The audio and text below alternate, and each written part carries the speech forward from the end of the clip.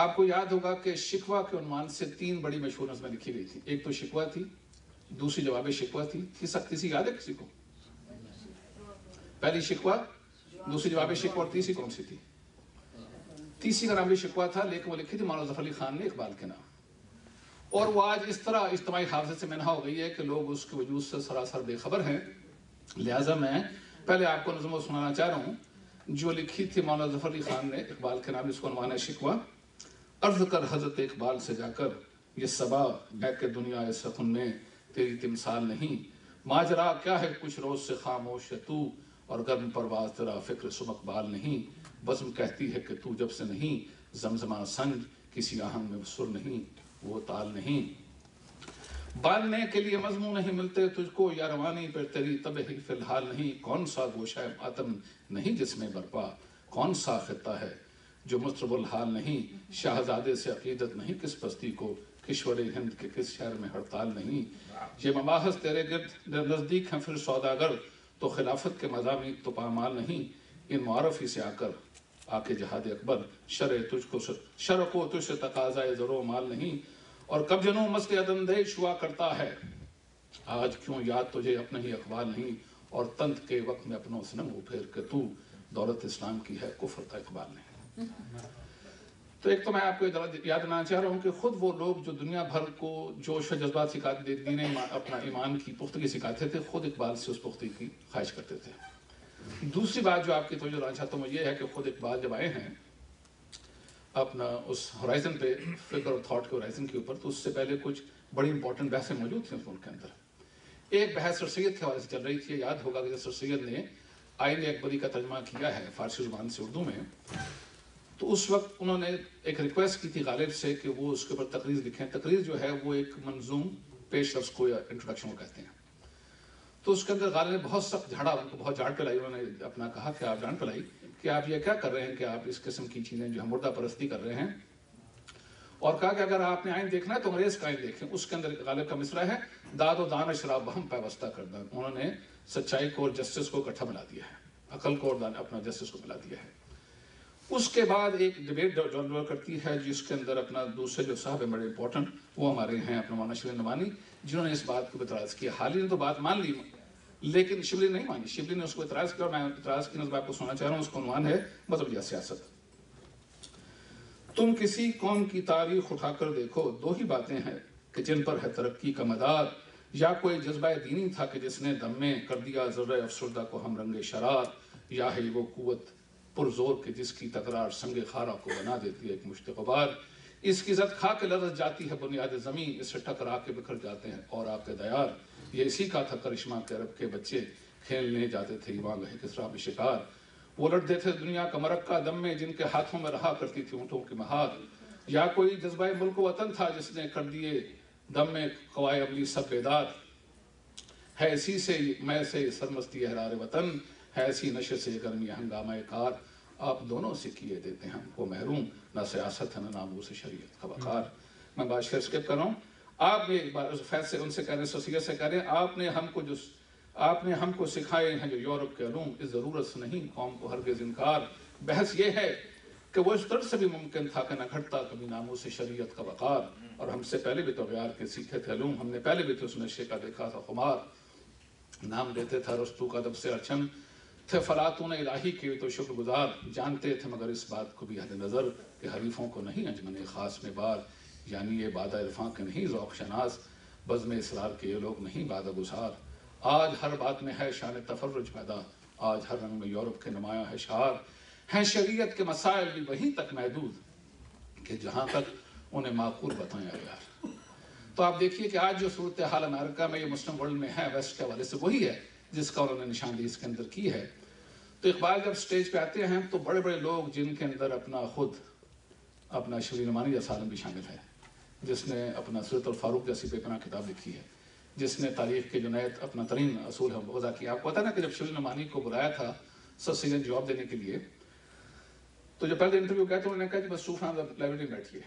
تو لائبریری بیٹھے رہے. پھر دوسرے کہا پہ آپ پھر بیٹھے، تیسرے بیٹھ رہے. بلایا کہ انٹرویو ہو گیا مکمل، آپ کو ہم نے چن لیا ہے کیونکہ ہم نے دیکھا ہے کہ آپ لائبریری میں فارغ نہیں بیٹھے، آپ نے کتابیں پڑھی ہیں اور جو کتابیں آپ نے سلیکٹ کی تھی ان کی بنیاد پہ ہم نے آپ کو سلیکٹ کر لیا. تو یہ ان کا انٹرویو تھا. تو اس شخص کے پاس بھی سوالات زیادہ تھے، جوابات کم تھے. ان کے جواب پھر ہم دیکھتے ہیں، اب آتے ہیں اقبال کے پاس. تو پہلے تو اقبال اس میں کہتے ہیں مشرق سے ہو بیزار نہ مغرب سے حذر کر، فطرت کا اشارہ ہے کہ ہر شب کو سحر کر. جہاں پہ غلط بات ہے اس کے خلاف ڈٹ جاؤ، چاہے مشرق میں ہو چاہے مغرب میں ہو. لیکن بات اتنی بھی نہیں ہے کہ وہ مشرق اور مغرب کی بات کرتے ہیں. اس میں اندر پاکستان میں جو ایک بحث آج کل چل رہی ہے کہ پاکستان میں اور کسی بھی قوم کی زندگی میں ریشنلٹی کا کیا سٹیٹس ہے. تو ہم دیکھتے ہیں کہ اقبال جو ہے وہ ریشنلٹی کی بات کرتے ہیں لیکن ریشنلٹی سے آگے جاتے ہیں.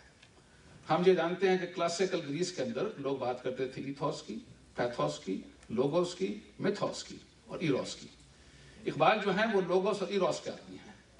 وہ ریزن کی بات بھی کرتے ہیں اور ماورا ریزن کی بات بھی کرتے ہیں. اگر آپ کو یاد ہو لائس کی جو کتاب ہے جو بعد میں ایک مووی بنی ہے زوربا دا گریک، اس کے اندر زوربا جو ہے جب وہ اپنا ایک ایکسپیریمنٹ کرتا ہے اپنے مالک کے ساتھ مل کے بزنس کے لیے، ہر چیز فیل ہو جاتی ہے اور سب چیزیں گر جاتی ہیں اور مالک اس کا بہت سخت اپسیٹ ہوتا تھا. کہتا ہے کہ باس، وہ کہتا ہے یس. ہی سیز ایوری مین نیڈز سم میڈنس اور ایلس یو کانٹ کٹ دا روپ اینڈ بی فری. تو جسے اقبال نے کہا تھا میرے خرد کی گتھیاں سلجھا چکا میں، میرے مولا مجھے صاحب جنوں کر. تو یہ صاحب جنوں نے کی جو بات ہے اقبال کے ہاں، یہ ایروس کی بات ہے، یہ لوگوس کی بات نہیں ہے، یہ بیونڈ لوگوس کی بات ہے. اسی لیے اس نے کہا تھا اگر ہوتا وہ مجذوب فرنگی اس زمانے میں تو اقبال اس کو سمجھاتا مقام کبریا کیا ہے. تو اقبال جو ہے وہ اس سٹیج سے جہاں یورپ اس سے آگے جا کے بات کرتے ہیں اور ان کی بات جو ہے وہ تین چیز میں ان کے تین اس کے بتانا چاہتا ہوں.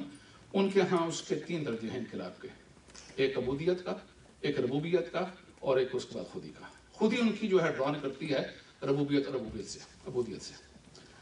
تو کیا کہتے ہیں؟ وہ کہتے ہیں کہ اپنا مقام بندگی دے کر نہ لوں شان خدا بندی. یہ ہے مقام عبودیت کا. اور کیا دوسرا میں سوچ کر نا کہ اپنا خدا بندی خدائی درد سر ہے مگر بندگی استغفر اللہ، درد سر نہیں درد جگر ہے. جی لا الہ الا اللہ، بالکل خودی کا سر ہے ہاں لا الہ الا اللہ. اور اگر چبت ہے جماعت کی آستینوں میں مجھے ہے حکم اذاں لا الہ الا اللہ. تو حرف آخر نے کہہ دیا، پھر اس میں انہوں نے کہہ دیا نا آخر حرف آخر کہہ دیا انہوں نے اس کے اندر مصطفیٰ و رسان خیش را کے دی ہم اوست اگر بہنا رسیدی تمام بولا بیس. اچھا اس میں ایک اور بحث بھی ہے جس پہ اس وقت میں نہیں جا سکتا لیکن میں اس کو فٹ نوٹ ضرور کرنا چاہوں گا.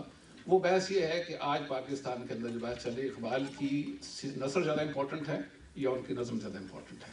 تو کم از کم میں اس بات کا ذکر ضرور کرنا چاہ رہا ہوں اور میں سمجھتا ہوں ہمیں اس پہ بھی ایک پورا فنکشن کرنا چاہیے اقبال کے اوپر، ان کی نظم و نثر پہ.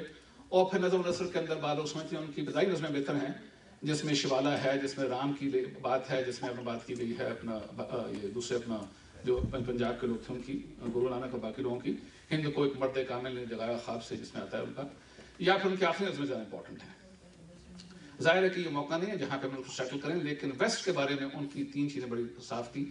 ایک تو اینٹی امپیریلزم، ایک اینٹی ہیجمنی اور ایک اینٹی ان کا جو تھا اپنا یہ ہے پرو کیپٹلزم کی چیزیں تھیں. اس لیے ان کی آخری نظمیں جو ہیں اٹھو میری دنیا کے غریبوں کو جگا دو اور کاف عمرہ کے درو دیوار ہلا دو، جس کھیت سے دہقاں کو میسر نہ ہو روزی اس کھیت کے ہر خوشہ گندم کو جلا دو.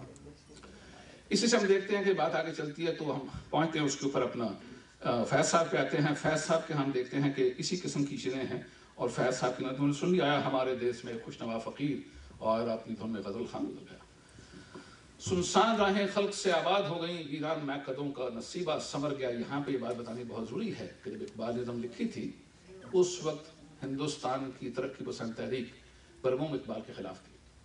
اقبال کو رجوعاتی شاعر سمجھتے تھے، ایک ریئیکشنری شاعر سمجھتے تھے، لیکن فیض صاحب اتنے بڑے شاعر خود بھی تھے کہ وہ اپنی تحریک اور تنظیم کے پاپولر پریکٹسز کو اوورکم کرتے ہوئے دیکھ سکتے تھے کہ کتنا بڑا شاعر ہمارے درمیان موجود ہے. تو فیض صاحب جو ہیں جب اس مقام پہ آتے ہیں تو اس وقت آپ دیکھیے کہ پاکستان بن چکا ہے اور پاکستان بننے کے بعد جو اس وقت کسی شخص کو ضرورت نہیں تھی کہ پاکستان کے بارے میں ایک حرف کریٹیکل کہہ سکے، اس وقت فیض صاحب نے نظم لکھی. یہ داغ داغ اجالا، یہ شب گزیدہ سحر، یہ وہ سحر تو نہیں جس کی آرزو دل کرے تھے یار کے مل جائے گی کہیں نہ کہیں. پھر ہم دیکھتے ہیں کہ فیض صاحب جو ہیں وہ پاکستان کے اندر انقلاب جب ہم نے دیکھا ہے اپنا اقبال کے معاملے انقلاب کے تین سورسز ہیں، ربوبیت، عبودیت اور خودی. اور ہم دیکھتے ہیں کہ فیض صاحب کے لیے انقلاب کے تین راستے جو ہیں وہ تصوف ہے،